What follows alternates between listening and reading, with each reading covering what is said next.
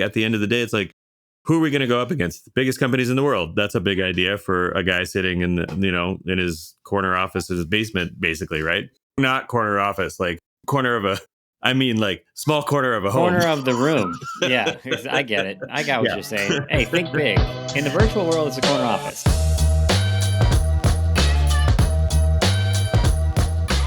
Welcome back, everybody, to another episode of What Worked. I'm here with a wonderful guest, Erik Braund, founder of Katmai, with a bunch of incredible equipment. If you're watching the video, he's got like some serious recording equipment behind him. So if you've ever listened to some of our What Worked episodes, you know that anytime a guest is on here and they have anything to do with music, I'm going to end up going into a deep dive of music because I love that. So Erik, fully expect that. But we are here today to talk mostly about Erik's story, founding of his business Katmai, and a topic that is near and dear to my heart, which is remote work. Is it broken? Is it not? We'll dive into it. So Erik, on that note, I will ask you to just introduce yourself. Well, Tyler, thank you very much for having me. I appreciate it. Where to start? 40 years old, Virgo, ginger, kind of look like Conan O'Brien. I was on his show once as a lookalike. I mean, if you Really, no way, do this with the hair much bigger, you got to do the signature like Conan, mannerisms. I did the string dance on stage. I made an absolute fool of myself. Amazing. By the way, I'm also 40, so 40 and killing it here. That's awesome. Yeah, background in music. I was a musician turned music producer turned video producer.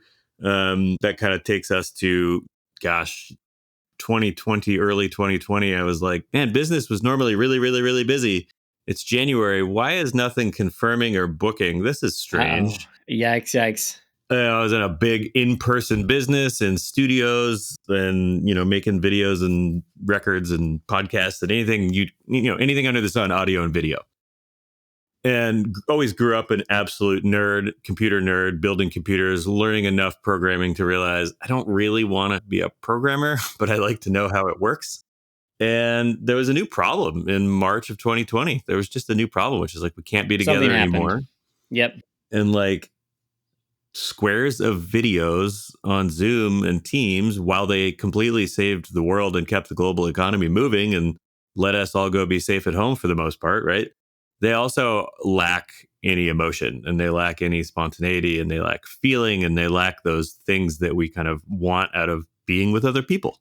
Can I interject for a second? Please. How often do you hear this? Zoom fatigue. I find myself very commonly saying, man, I've got Zoom fatigue. I just can't do another one of these meetings where you're just kind of staring at each other and you do 8 of those and you're pretty tired. We'll get into this later, but you brought Zoom up. The CEO of Zoom's had a thing that was leaked a year or two ago that was, they called everyone back to the office because the CEO of Zoom said, you can't run a company on video conferencing. Yeah, that's probably something she shouldn't have said, but yeah, exactly. Shareholders were like, hold on. Yeah, I was like, wait a second. And, it's a loss of culture and a loss of transparency and visibility and all these things. Yeah. And I would tend to agree running a company on what I would call traditional video conferencing platform is hard. Sure. But we'll get into that. We can get into that later. So we built something we call immersive video technology. And this is really born out of a couple of problems, one of which is I'm out of work. This is strange.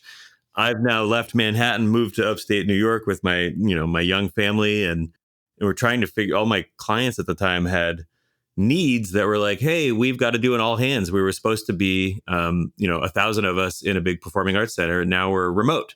So I had to figure out how to be a video broadcast company quickly. And I remember we sent a camera person to the backyard of the president of a multinational company with the longest telephoto lens you've ever seen, the longest boom microphone arm that ever has been assembled to this is like early pandemic stuff. Yeah.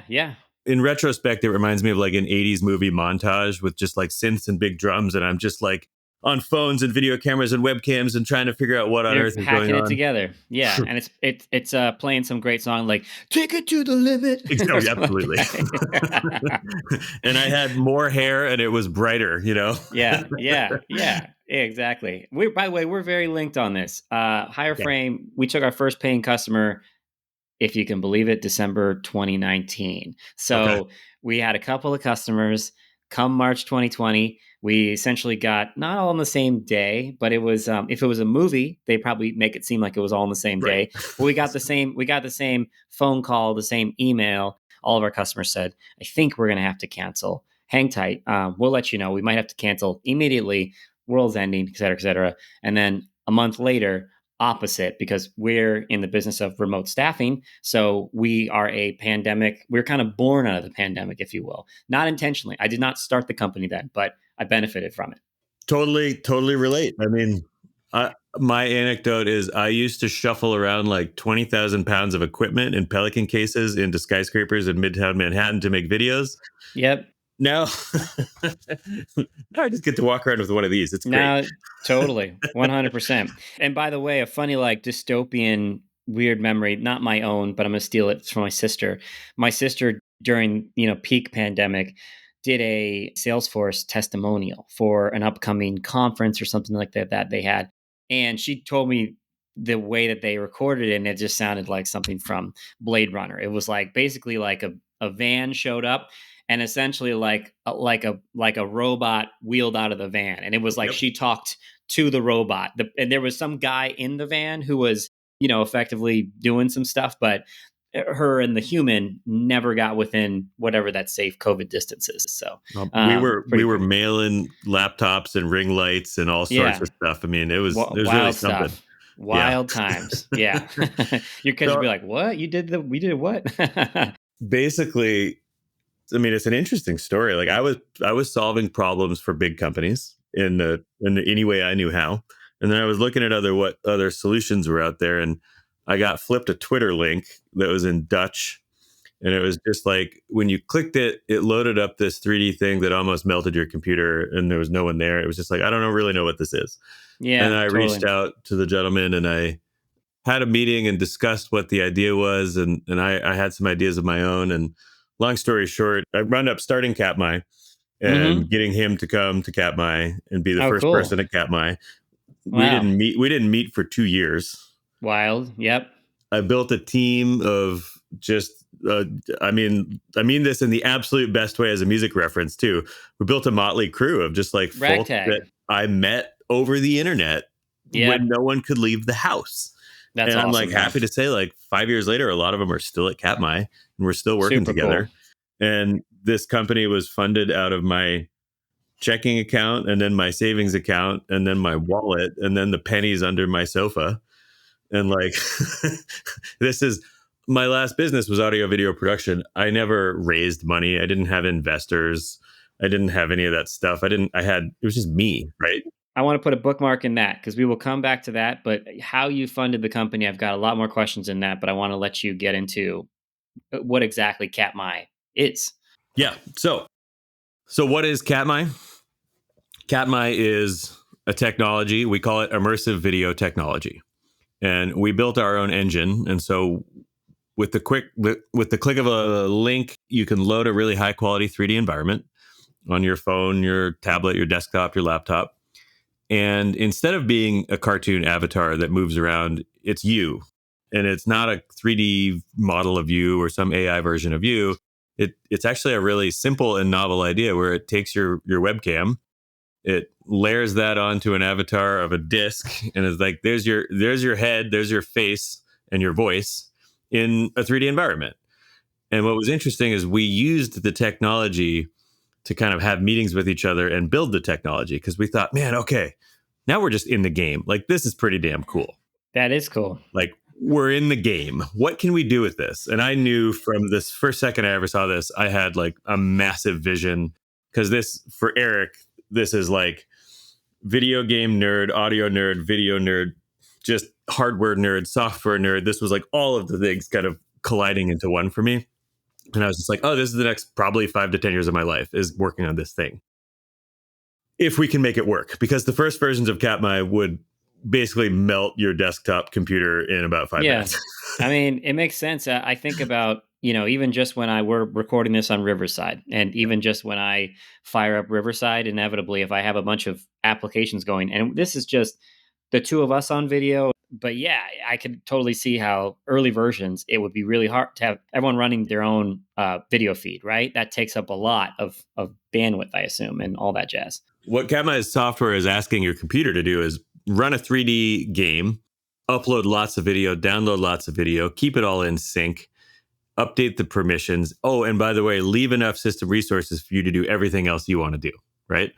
Totally. So that was like literally years of work to make that work well, and so 100%. much testing. In the early days, I never even like stopped to think about what have other people done in this space that was like, oh no, man, I have so many ideas for what we're going to do with this. Because what we're effectively doing, we're making people feel connected in a way Mm-hmm. that like the boxes of video on a scheduled meeting just can't.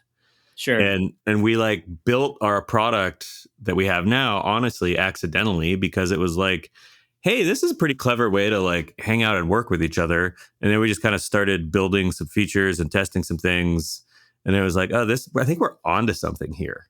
Totally. And it really became like, we've got this technology, we've done a number of things with it, but the product today that's in the market is a virtual office. It's a virtual headquarters. And we're marketing it and saying it's for businesses and it's for teams. What's funny, we thought it was going to be for fully remote teams. We thought like the tip of the spear is like the fully remote digital forward technology startup, that's got the new MacBook Pro, that's used to just being on the bleeding edge of tech and trying new things and moving fast. And while that is true, we do have those customers. We also have an interest from large enterprises that I truly was not expecting, especially at this stage of being in the market. Mm-hmm. And that's been a lot of like, oh boy, we need to grow up real fast, right? Some of the like, we're in contract right now with one of the largest companies in the world. And, it took weeks to get through the security compliance I'm stuff, just sure. figure out, are we even compliant? And if we're not, how do we become compliant? And like, thankfully we are, because we've been at this for a while and we have a lot of best practices, and we've had some opportunities where we had to like meet them quickly. But the requirements for a fully remote company of 6 people or a company that's 30 years old that has hundreds of thousands of employees, very different, right? Without a doubt, you're talking to someone who, my background is in call centers, really, for lack of a better description. I worked in traditional BPO before I started Hireframe. Hireframe is a remote staffing company.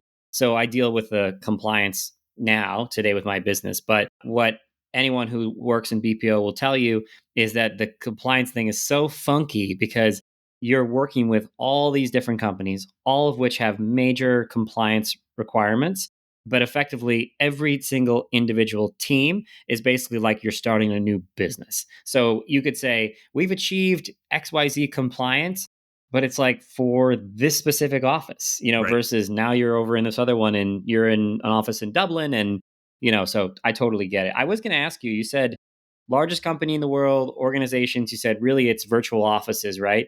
Why not schools? And I say that as someone who my father is, funny enough, he's extremely passionate. He has a teaching background, but also he was an entrepreneur. He worked in business. And he's been so passionate about the future of specifically universities and colleges. And a lot of what he's talked to me about, his ideas, are around applying today's technology to these things. So when you gave me the demo, yes, in my immediate thought is, what companies does this work really well for? But I also think about scenarios like I just saw a headline about a school in Texas where there's no teachers. The kids are being taught 100% by AI tutors. Whoa.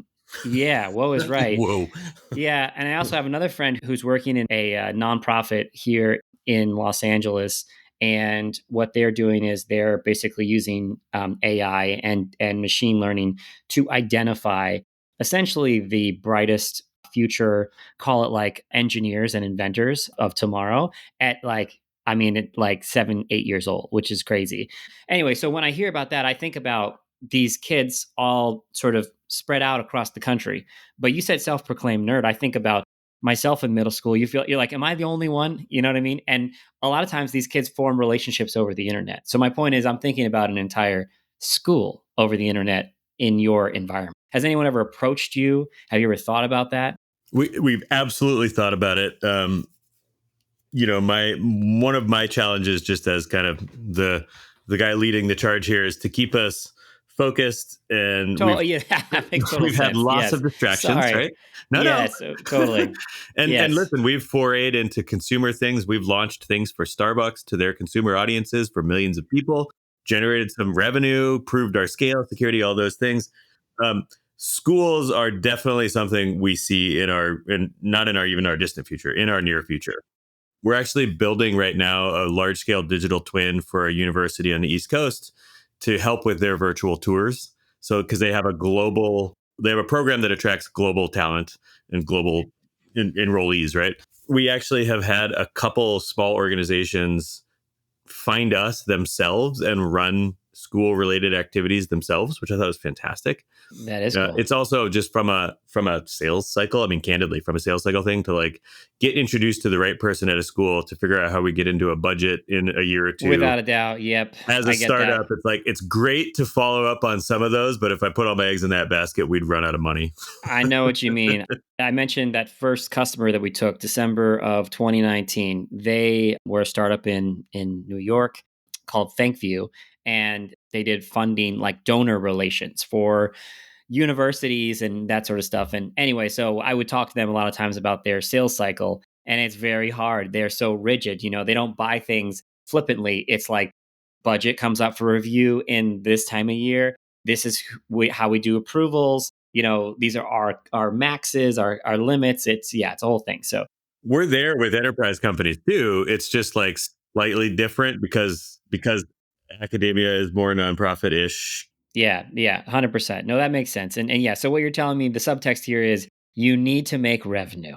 It's really what you're focused on, which is smart. You're not indulging in every entrepreneur's fever dream, which is I get it. As another founder, it's a focus, right? That's what they always talk about. We've had a lot of ideas that could just potentially get us lots of users, but in what I have witnessed in my exposure to the investor market that I know, so I only know a very small piece of the global investment market, just what I've encountered. Yeah. There has been in my 5 years of doing this shying away from get a bunch of users and monetize later, Yeah. especially because this technology was very expensive to build. And we have a lot of robust IP around it and patents. And there's literally years of testing to make this work well. I have a closet with like 40 computers, 40. I almost have Wow. more computers than I do guitars, actually. Yeah. Uh, and that is around testing devices for years and years and years of like, okay, we can't just have software that works with a great 16 gigabyte dedicated video card. It also Right. needs to work on this piece of garbage $700 laptop. Like it Without has a to. doubt. And also too, you said, anytime remote work, and we'll get more into this, right, is obviously so ubiquitous now, Yeah. right? And in my business with Hireframe, we're staffing people out of the Philippines and Mexico. So you're also talking about, it's the $700 computer, it's the Chromebook, it's that sort of thing, but it's also in an environment where we're not talking about what you're plugged into, which is the Ethernet, right? It's not that. It's going to be slower internet speeds, brownouts, all that sort of stuff. So I can only imagine what all you have to plan for. I do want to take this moment and sort of jump into something. You self-funded this, and you said your limited understanding of investors. Yep. That's probably an obvious question you always get. Why didn't you go out and raise money? Have you raised money to this point? And what are your thoughts around raising money? I grew up, I think, at least the fourth generation of the patriarch of the family that started his own business. So his great grandpa, dad, and me. And that's just like the world I grew up around, which is like, well, yeah, you don't go get a job somewhere. You start your own business, obviously, and you do it yourself and you invest in yourself. That was just all I knew. Like I grew up in Alaska pre-internet. You just know what you're around. What were the other generations? What were the businesses? Like I'm picturing like a fish cannery or something like that, or You're not I don't far off. know. My great grandfather immigrated from Norway to Alaska, and he had a business where the deep water boats would come into Nome, Alaska, and he had the shallow water boats that would ferry people and goods from the mainland back to the deep water boat. I love this already. Right. Very cool. Like water And taxi type deal. exactly, lighterage they call it. This is Yeah. Einar Klebel Dietrich Elsinius Johansen from Norway. Wow. There you go. And Sounds like a then great composer, hockey player, all the above. all in Viking. Viking, cool. And then we had Mel Braund, who ran Braund Inc., who was my grandfather, and it was a construction company. After World War II, he came back to Alaska and he built homes in the high school in Anchorage, Alaska. Love it. And then my father, Steve, he is an anthropologist, and he's been in business for 50 years, and it's got a remarkable business in Alaska and a highly specialized scientific brain. And Wow. I grew up. My first job was at a guitar store. I got a raise from 6 to 6.25 an hour. I remember, Yeah. Extra and then I 25 was kind cents. of like, I think I'm just going to go into music production, and then I'm going to go into computers, and I'm going to go into audio video, and I just kind of built a business from there. And so I hit this thing with Katmai. It's March of 2020. We've left Manhattan. I have some money in the bank. I'd been, I had a lucrative business, and I was like not too frivolous with it and doing well, honestly. And like, I'm not really afraid to say it. Like, I worked my ass off and we were doing okay. And this whole thing happened. And I was kind of like, I don't know what my end game is here. I don't have a business plan, but I know I'm onto something. I know this is really, really clever if we can make this work. So I'm willing to start draining our personal finances here. And this is with the belief of my wife, who thank God I'm still with today. So we've survived. We've survived spending all of our money on Katmai. Yeah. Her first name is Chase. Chase. Shout out Chase. We like to shout out people here on What Works. You know, Chase, I you appreciate are a that. real one, as the kids say. Hell yeah, she is. We have both realized through Katmai, we both have a very high tolerance for risk, it turns out. Thank God. Yeah. Wow. So I spent 2 years self-funding. We had a team of about 10 people. My other business slowly just like kind of went out of business for the most part because contracts just dried up and things changed and focus shifted. And I remember it hit a point where it was like, okay, it's time to turn this technology from an alpha to a beta, from a technology to think about a product. Let's think about doing something with this. Now, mind you, let's go to 2022. Facebook has now said we're called Meta. They've now said we're allocating $20 billion a year to putting this headset on your face so we can all remove ourselves from reality and interact with cartoons of each other. And I think that still is totally insane and dystopian and inhuman and not what we all actually want, personally. So I said, okay, we need to patent this stuff because this is pretty interesting technology. And like at the end of the day, it's like, who are we going to go up against? The biggest companies in the world. That's a big idea for a guy sitting in his corner office, his basement, basically, right? Not corner office, like like small corner of a home. Corner of the room. Yeah, I get it. I got what Yeah. you're saying. Hey, think big. In the virtual world, it's a corner office. Actually, we do say that every office in Katmai is a corner office, but There you go. so, we went down the path to say, hey, while this company is saying we all need to look like cartoons and wear headsets on our face, I was kind of like, I think we need to figure out how to protect this idea and then raise money and do something with this. And I knew I could see ahead, like I'm going to reach the end of my financial wherewithal here pretty quickly. Sorry, my Pomeranians are And barking. for anybody listening, that is Gonzo. That was Gonzo and Batman, two Pomeranians. And Batman. Yeah. So we're hitting this point of like, okay, money's winding down. I think I need to figure out what it means to raise money. And, I put together the advisors that I had access to in my life and put together a story and put together a business plan and like tried to figure out how to tell my story and my vision and what I wanted to do with this and how I got here. And we wound up raising a round of outside capital in 2022.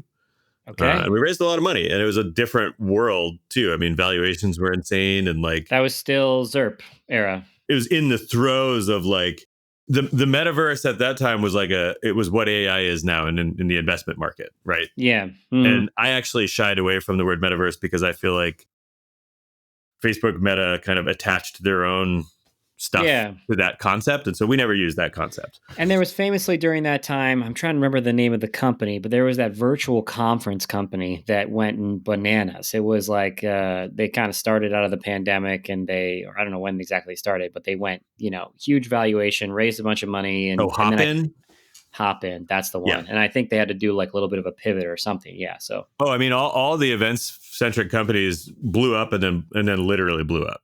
Like, yeah, it's hard. Yeah. Yeah. And so we raised outside capital, and I figured out, listen, some things went well, some things didn't. But like in retrospect, like what did it do? It set us up to say, okay, this is more than just like a bootstrap technology idea. This is a investor backed company that we're going to try and take this technology, turn it into products that scale to the world and make profit, like, and be successful and sustain ourselves. And, if I'm being totally candid, I had to like swallow a lot of tough pills related to like, I have to give up what to who for why? Yeah, I don't totally. No, I understand. And get that. my Yeah, as like, a founder. my Yeah. like small time sole proprietor entrepreneur brain from Yeah. Anchorage, Alaska had a Yes. really hard time doing that. Right, right. Yeah. This ain't the lighter rich business. I understand that. I empathize with that. It's Yeah. this thing, you're building it. And no matter what the percentage is, you're giving it to somebody and you're giving it to them for forever. Higher Frame's bootstrapped. And, we have no definitive plans. It's like we probably stay this way as long as it suits us. But there's something that I'm very aware of is I watch a lot of friends who raise money and our clients raise money is that, you're letting more people into kind of the hen house. And then it's like, if you need to make critical decisions, strategic decisions about the direction of the company, you are really hoping and praying that your investor partners are very, they're exactly that. They're partners. Right. So it's super tricky. I'm really grateful for where we wound up in our Series A fundraise and the level of partnership that those investors have and like who is in the hen house, so to speak, right? Sure. And then, we raised money, we hired people, we set some goals, we continued to build the technology, we pivoted a few times, we've like, learn like it's listen, we make the best choices we can with the information we have, and we get new information, we make new choices. Also, 22 to 25 is a huge changing period, right? The VC market has fundamentally changed. Oh my god, I mean it just like it dried up. Dried up. The AI thing now, everybody's an AI company now. So I'm fully expecting Katmai.ai. You're probably sitting on that, I assume, Well, that it's actually domain. KATM.ai, and I finally did buy it, but There you go. But yeah, as expected, right? As you should. So much has changed, but it sounds like you've lived kind of 10 lifetimes as a founder. Is that fair to say? yeah, it really is.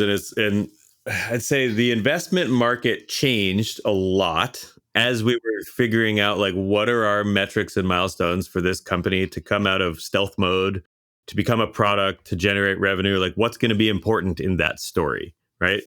And what I've learned now is like if you just introduce Erik to a traditional VC, they're going to be like, "Oh, I don't know, he spent too much money compared to how much money he makes today."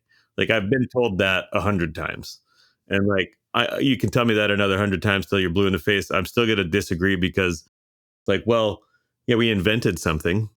The proof of that is we've got over 50 patents globally on like novel and unique technology that your computer can now do that it couldn't do before.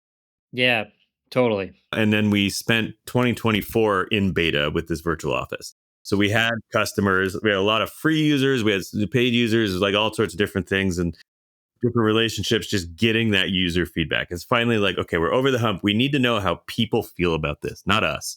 We are not the user. We are not the customer. I still say this to the company. We still have to remind ourselves of this. We're a team, but we're all power users. We're all totally jaded at this point. 100%. Yeah. We got a lot of, great feedback and tons of terrible feedback and everything in between. And like, it's the good, the bad, and the ugly. I want to know the ugly first. I want to know all the ugly and then tell me the bad. The good, I don't even give a shit about at this point. It's like, yeah, we know, we all believe in the good, but like, where isn't this working for you? Why wouldn't you adopt? Why can't you adopt? Why don't you want to invite someone in? And we spent 2024 like fixing that, easing the entry into this new idea.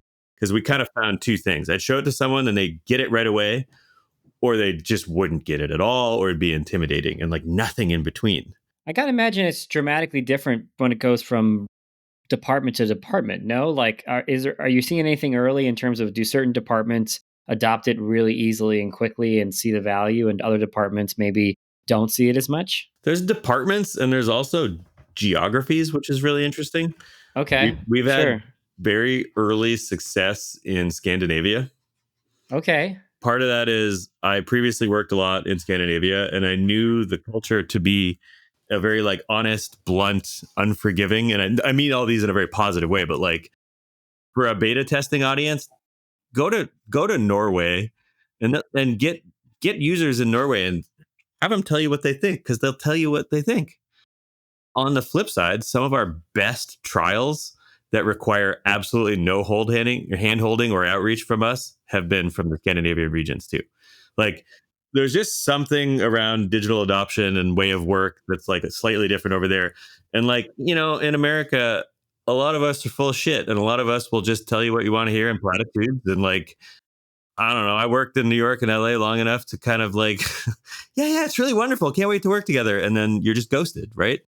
Without a doubt. I mean, I'll tell you from my own experience, there was a period of time where Hireframe, we had this specific solution and we'd run a lot of free trials for it, right? And the free trials would kill me because, people would say, "Oh, this person's doing so great. Oh, yes, yes, yes, yes, yes." And then you get to the end of the month and you'd be like, "Okay, so here's the contract. Are you willing to sign? And what's the payment situation?"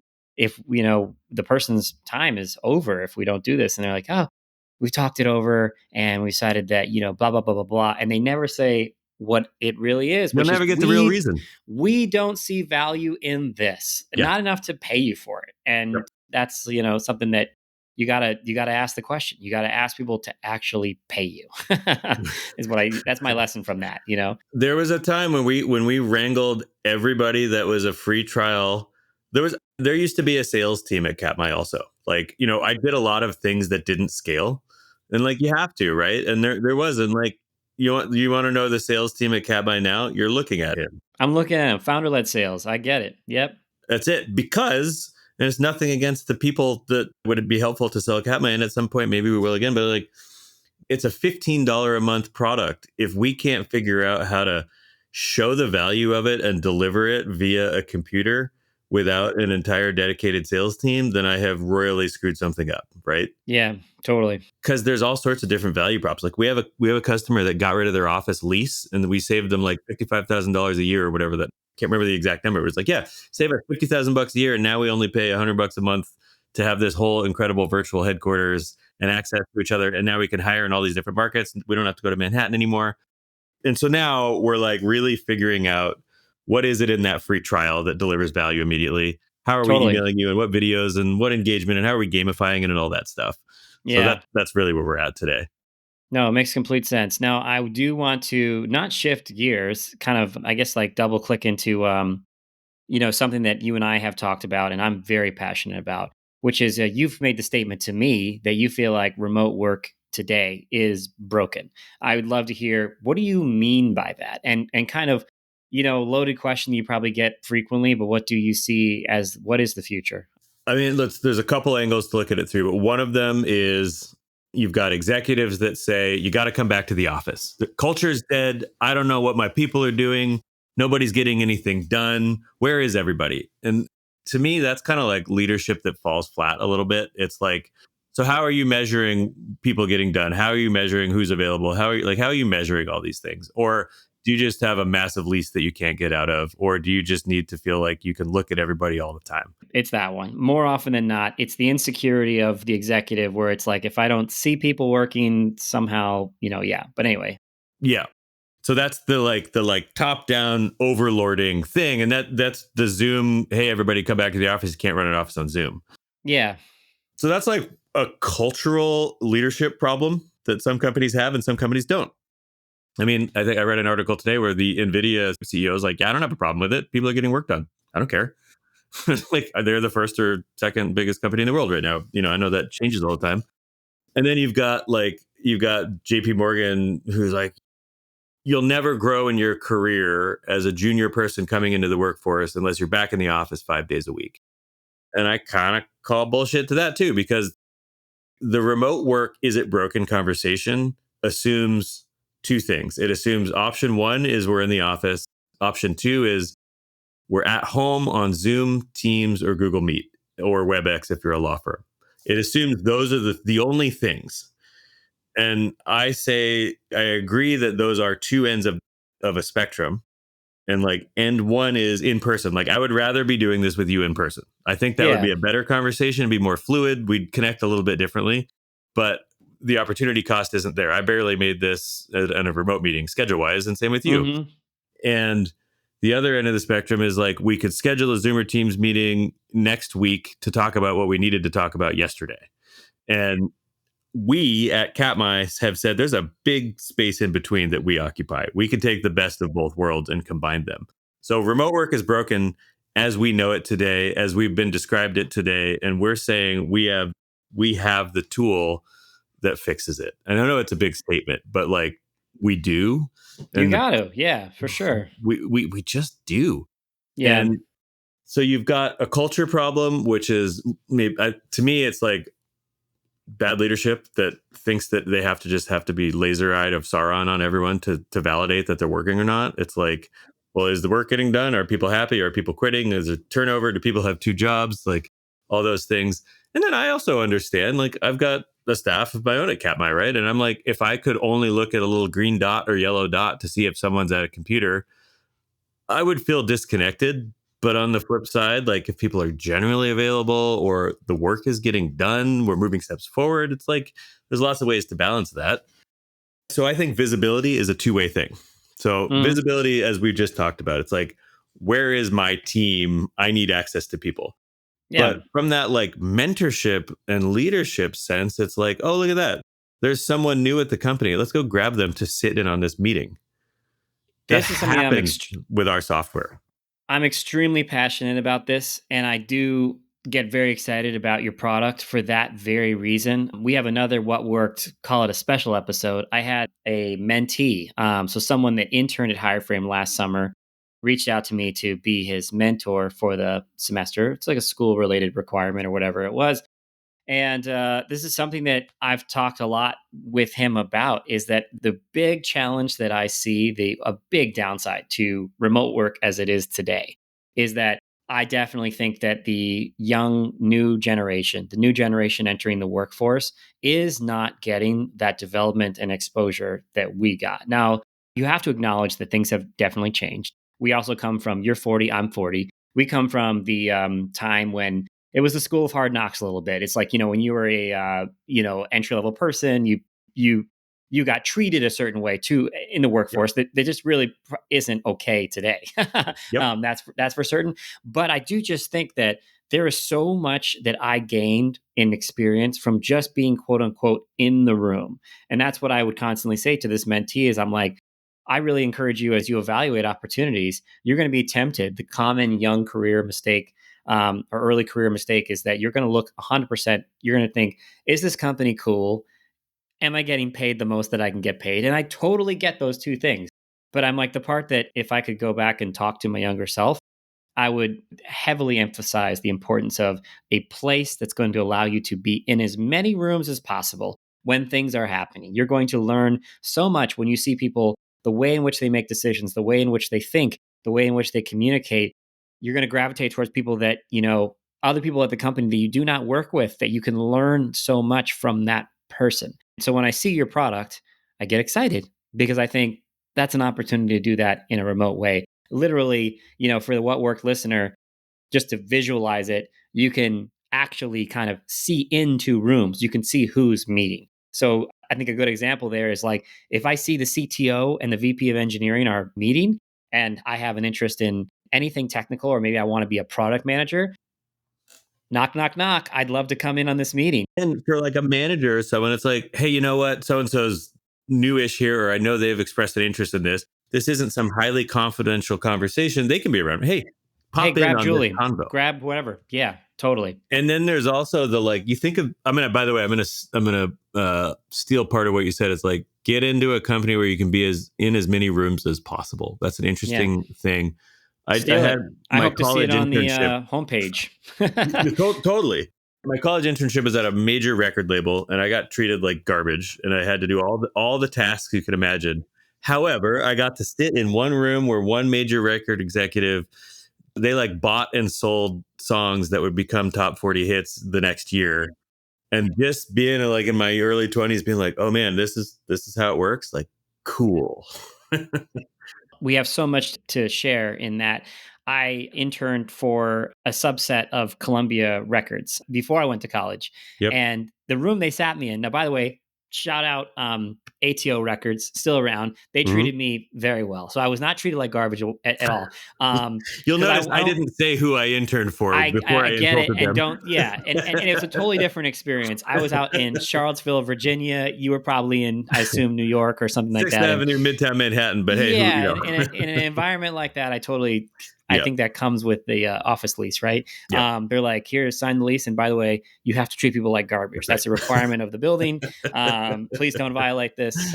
And here's your tenant improvement Yep. allotment budget. But anyway, they sat me in this room where it was literally the kitchen. It was they didn't have any office space for me. So I was seated in the kitchen where everybody would come for lunch.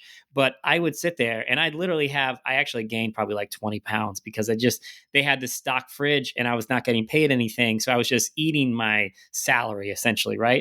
But I would just have lunch every time someone who interested me came into the room and they were eating lunch, I would have lunch. And I remember I got to eat lunch with a guy who, literally he was like, "Yeah, I found Nirvana." And I was like, "Okay, let's talk about that." And it was so cool. So, yes, I was in the room. The room happened to be the kitchen.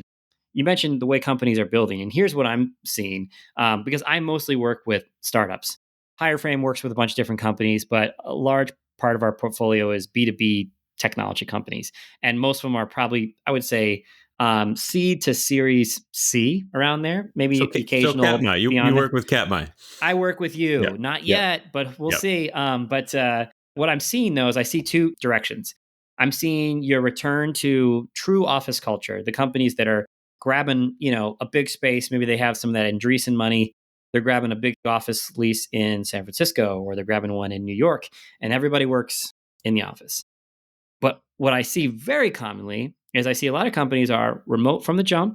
I think the remote plus regular offsites is a very good combination. Yeah. And I've seen these companies, what I've been impressed with is as we've grown with them, I've been very impressed to see their culture has become something and it scales. Mhm. So I think that's a good mark of the times. I don't know if that's what you see too.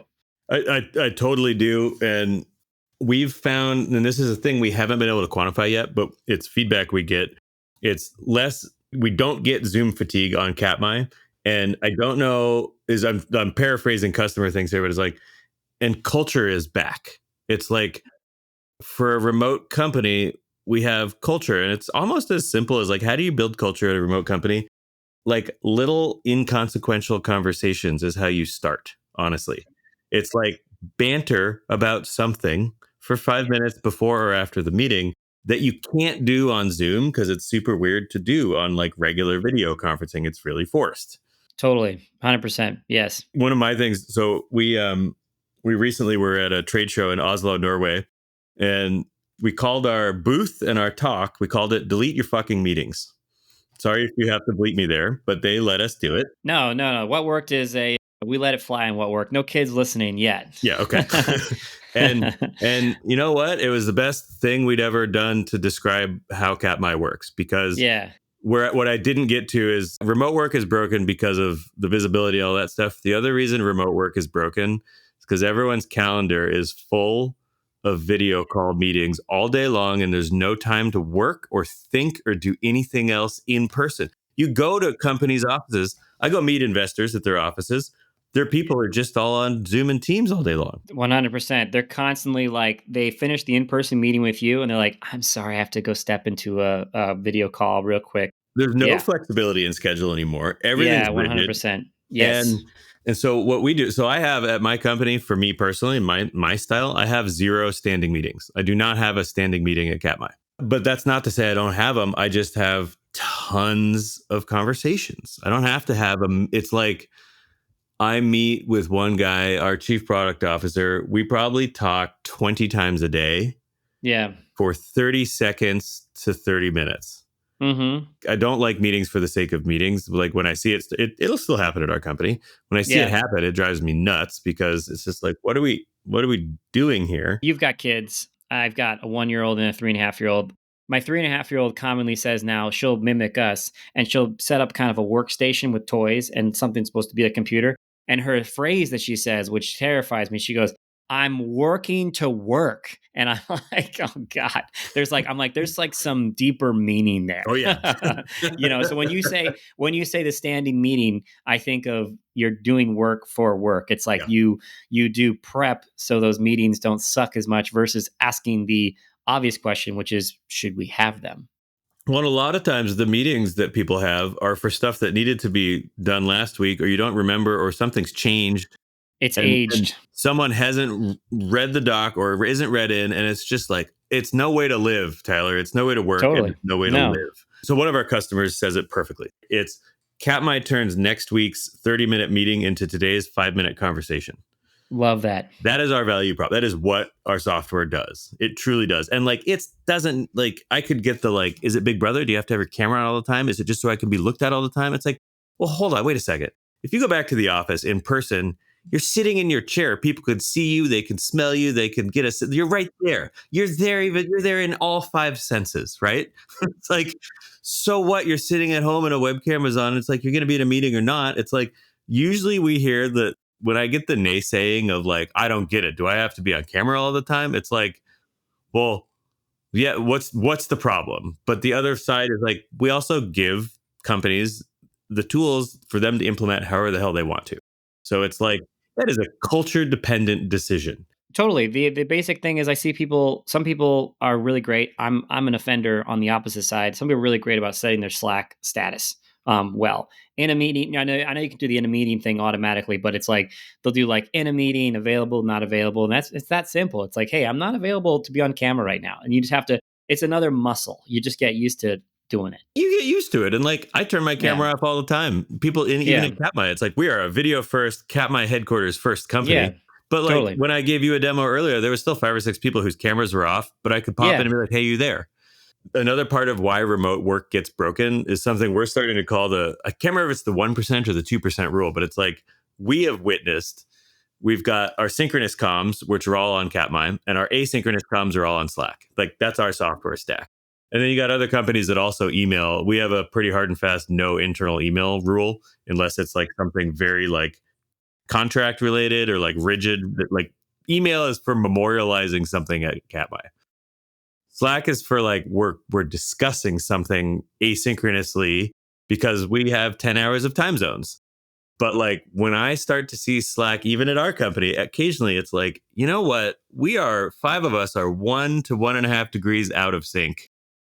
In 1 hour, we're going to be 5 degrees out of sync. And by tomorrow, we're going to be totally screwed on this topic. And we even have to remind ourselves sometimes, like, why don't we just talk about this in Katmai? And then one of our customers gave me we have a rule at our company. We don't email. We try not to Slack. And when I see Slack getting off the rails, we say, this is a Katmai conversation. And I've had to even learn that, to be like, hold on a second. We have Katmai. We should just use that. Yeah. That's cool. So I we're love actually that. we're launching an integration with Slack soon, and it's going to be really simple. When you enter your virtual headquarters, it just changes your status to like, oh, I'm in Katmai, I'm in the headquarters, and it's like a nudge to like, just go talk to them. How many times when you tried to write something to someone did it go wrong, and when you talk to them, you're like, oh, I should have just talked to them. I love that notion. It's like when I think of almost any sort of dust up that we've ever had at Higher Frame, it's almost always because of digital communication that was misinterpreted. You kind of read this subtext into people's Slacks or emails, that sort of stuff. This week I just had a Slack one where I'm like, oh man, all this whole problem was because it was just slacked about. Yes, no, 100%. When you say this is a Katmai conversation, my team loves Slack huddles, so that would be like the equivalent there. They say, "Hey, can you do?" When I'll message them, I'll be like, "Hey, what's going on?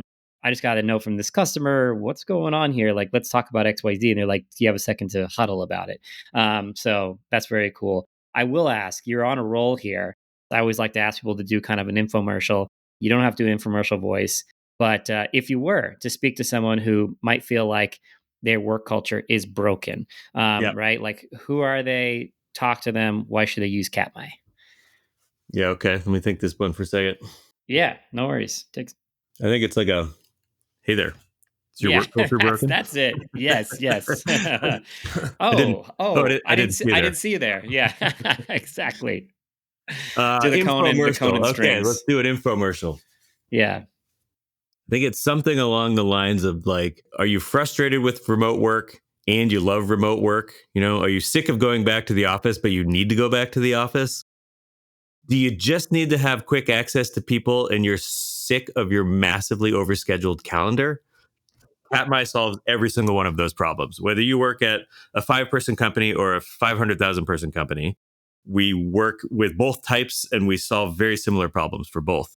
And we enabled you to be in the office from anywhere.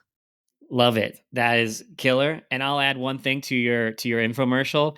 I personally, I'm sick of lame backgrounds. When I see people with a lame virtual background, I'm just like, I get that could still be part of Katmai, but it's like when I was touring your thing, I was like, this is nice. I'm just. It's a simple thing if you put the circle around their face and their face only, because it's like the whole like hi, and they're in like the, one of the Google default ones. It's like a nice Scandinavian coffee shop or, Scandinavian summer house. Cool. Well, that's Gonzo and Batman telling Yes, us sorry. wrap this pod up, dudes. Um, but just out of curiosity, you mentioned you're doing founder led sales. If someone is listening to this episode and they say, I got to check out Katmai, how do you prefer they get in touch with you? Katmaitech.com. And you're like, what is Katmai? How do I spell that? I'm from Alaska. Katmai National Park is a beautiful place in Alaska. And it was just kind of a nod to home. It's Katmai tech.com. I'm on LinkedIn. I'm on Twitter and Instagram and all this stuff. Erik Braund, ErikBraund. If you stumble on the guy whose picture is a Pomeranian and he's a redhead with glasses that looks like Conan, that's me. Uh, I like talking to everybody. My favorite thing to do is to invite someone into our virtual headquarters. Like I'll bring anyone in. So even if you're out in Alaska, you can meet with Erik, or wherever you are in the world, you guys can still meet. Grab a virtual coffee. One last thing, because you got to humor me, because I'm music obsessed. You're growing up in Alaska. You're working at a guitar store. What were those early bands? And we're the same age, so I'm curious. What were you listening to when you first got sort of mesmerized by music and yeah? You And then say, what do you you say listen to? we're What do you like listen to now? you say we're like it's changed. It's just Nirvana still. Okay, that's killer. No, that's awesome. Yeah, what did you listen to when you were, sort of growing up? And then, yeah, I mean, nowadays, I don't know if you listen to anything new. I just love hearing this. I do, yeah. No, it was Kurt Cobain that got me into the guitar, and it was Dave Grohl that got me into the drums. And I'm a guitarist and a drummer, and I'm like, I only know how to play loud rock and roll. I'm very bad at any other genre. I still play in a band in Alaska. I play in a grunge band back home.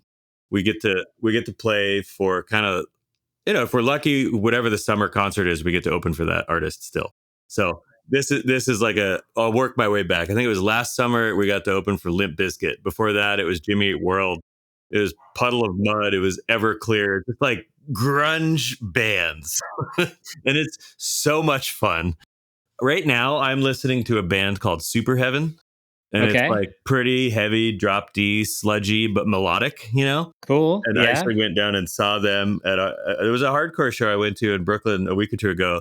And I was so pumped because there was thousands of people, a lot of teenagers. Like I wasn't expecting at like a loud rock and roll show, no yeah, laptops on stage, just like guitars, yeah. bass, and drums, and people just like rocking. Sure. I love Turnstile also. That's a band that I've gotten Okay, into. that's so funny Yeah, that you say that because YouTube, I think, has one of the best algorithms, and they've been trying to get me to listen to Turnstile for forever. do it. Dude, Blow On is a killer record, and they have a new record, I think, coming out today, actually.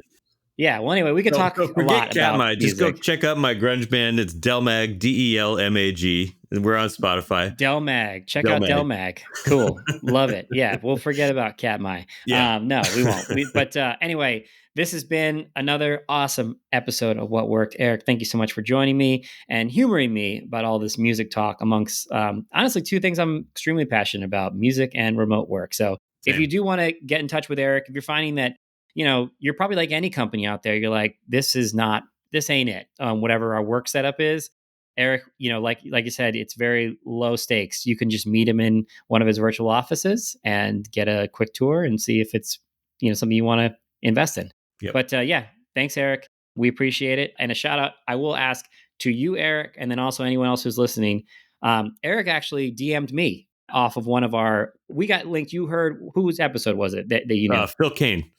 Phil Keen. So you knew Phil Keen. So this is just a quick infomercial for what worked is that we always are looking for super interesting guests like Erik. So Erik, I will ask you if you do think of anyone that you think would be a great guest, please Yep. give us a shout. And then same request goes to anyone who's listening. Thank you, That everybody. that guy, Phil Keenreal, great guy. You should listen to his episode. I did. That guy Phil texted me Keen's the man. He's the man. He texted me a couple weeks ago because we live in a similar area. Hey, do you want to go Yeah. for a hike on Sunday morning? I'm like, sure. And Yeah. then Saturday night, I'm actually out seeing a Doors tribute band with the Okay. perfect Jim Morrison. These guys are called the Crystal Ship, Sure. and they're phenomenal. Yep. And he sends me a destination for like an hour into the woods at 6 Oh yeah. a.m. on Sunday. I was Yeah. like, what You're is like this? beer in hand. You're like, whoa, wait a second. Yeah. Phil, for anyone who hasn't listened to that episode, it was an awesome one. Phil is like, he somehow mixes in the same conversation, being on private jets with sheikhs, managing $2.5 billion in funds with also managing the budgets for his local fire department, which he works at. So I've never been on a private jet, but I'm going to one up him and his private jets with his sheikhs and all the billions. This is my last one. I think it was 10 or 15 years ago. I played drums for Jay-Z at the Super Bowl. So there we go. Now, I didn't ride a private jet, though. I got to exit out of this before I just keep talking about music. And Gonzo and Batman pulled the cord on us a long time ago, so we got to Yep. let them do their thing. But Erik, thank you. Again, this has been What Worked. We'll catch you guys on the next What. Peace out. Thanks, Tyler. Thank you.